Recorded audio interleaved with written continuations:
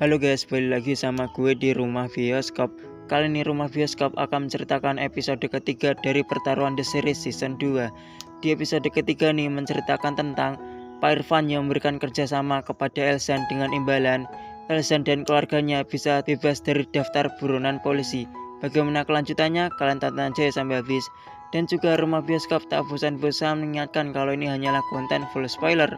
Jadi buat kalian yang belum nonton filmnya, saya sangat menyarankan buat Anda menonton filmnya terlebih dahulu, karena bagaimanapun juga pengalaman menonton film secara utuh jauh lebih baik daripada menonton spoilernya. Oke, kita langsung aja ke videonya. Di episode ketiga ini, film dilanjutkan kepada Pak Irfan yang memperkenalkan dirinya kalau dia adalah atasan Tony. Ical yang mendengarnya pun langsung marah dan menyerang Pak Irfan. Namun Pak Irfan dengan sigap langsung menangkis serangan Ical dan menenangkannya. Pak Irfan memberikan tawaran kepada mereka berdua yang sangat menguntungkan.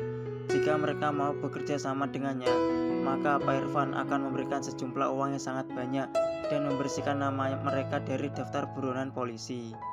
Namun Ical dan Elsan tidak menerima begitu saja tawaran yang diberikan oleh Pak Irfan.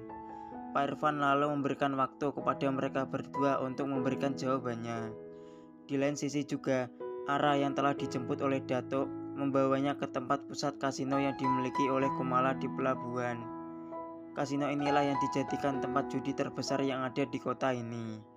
Kumala memberikan pekerjaan kepada Ara dengan gaji yang cukup besar, dengan cara mengawasi semua tamu yang datang melalui CCTV utama, di mana seluruh tempat bisa diintai melalui CCTV ini. Kumala juga mengingatkan kalau ada beberapa tamu yang bermain curang, jadi Ara harus sangat jeli terhadap semua tamu yang datang. Malam harinya, Elsan masih memikirkan tawaran yang diberikan Pak Irfan kepadanya. Namun Ical memiliki cara lain untuk mendapatkan uang yang banyak tanpa bantuan Irfan. Keesokan harinya, Elsan dan Ical mendatangi wortel.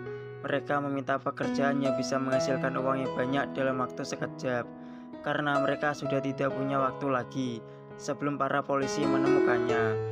Wortel lalu mengajak mereka ke tempat pertaruhan jalanan, di mana mereka bisa mendapatkan uang dalam sekejap dalam jumlah yang banyak. Elsan pun tanpa pikir panjang menerima pekerjaan yang diberikan Wortel kepadanya. Elsan bertarung dengan petarung lain di kota ini tanpa terkalahkan sedikit pun, dan di sini kita bisa melihat kebutralan Elsan dalam bertarung.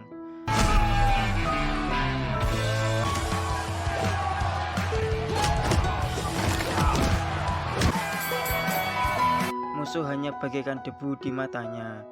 Elsan pun mendapatkan uang yang sangat banyak setelah pertarungan itu. Mereka lalu pergi menemui Cimeng, yaitu seorang penyeludup manusia ke luar negeri tanpa paspor, tapi dengan harga yang sangat tinggi. Namun sayang seribu sayang, uang Elsan belum cukup untuk pergi ke luar negeri. Cimeng memperingatkannya kalau dalam jangka pendek uangnya belum ada, maka DP yang diberikan Elsan kepada Cimeng hangus. Namun di lain sisi, Ara bertemu dengan Datuk di warung makan. Ara berterima kasih kepada Datuk karena kemarin telah menolongnya dari preman-preman yang mengganggunya. Ara juga bertanya alasan Datuk kerja di tempat Kumala. Datuk menjelaskan bahwa Kumala telah menyelamatkannya dari jalanan, jadi dia ingin balas budi terhadap Kumala atas jasanya selama ini.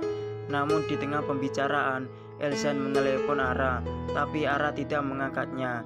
Ara malah menghabiskan malamnya bersama Datuk, orang yang baru dikenal beberapa hari lalu.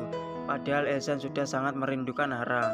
Keesokan harinya, Elsan yang masih memikirkan Ara, Ical mengajaknya untuk bertemu dengan Wortel. Namun pada saat itu, Elsan telah berjanji kepada Wulan untuk mengajaknya jalan-jalan. Ical pun tidak punya pilihan lain. Dia sendirilah yang akan ke kasino untuk bertemu dengan Wortel. Tapi sayangnya Wortel di tempat pertaruhan jalanan. Apesnya lagi, tempat itu digerebek oleh para polisi, sehingga semuanya buyar. Wortel yang badannya gemuk mudah untuk ditangkap polisi. Ical yang berada di kasino diserang oleh pemilik kasino lain yang Ical dan Wortel serang kemarin untuk balas dendam, sehingga mereka melakukan balas dendam balik. Di lain sisi juga, setelah Elsan pulang melihat rumah berantakan, Elsan sangat marah, semua diobrak-abrik. Begitupun juga uang simpanan mereka berdua diambil. Mereka mau gak mau harus pergi dari tempat ini, atau kalau tidak polisi akan menemukan mereka.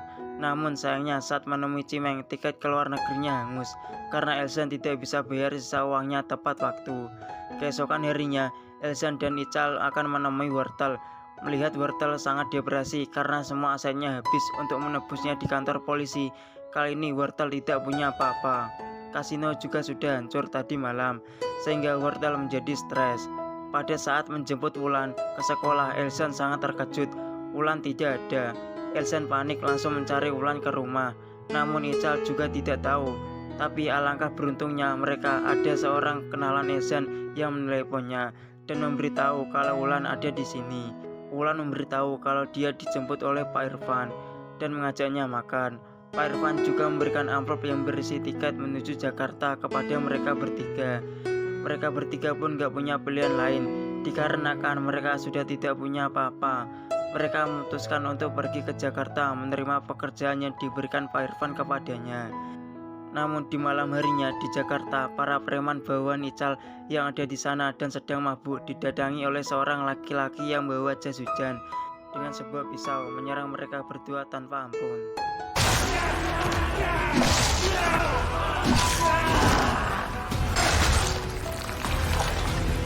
Dan yang lebih mengejutkannya lagi, laki-laki itu adalah Abah, orang yang dinanti Ical di season pertama.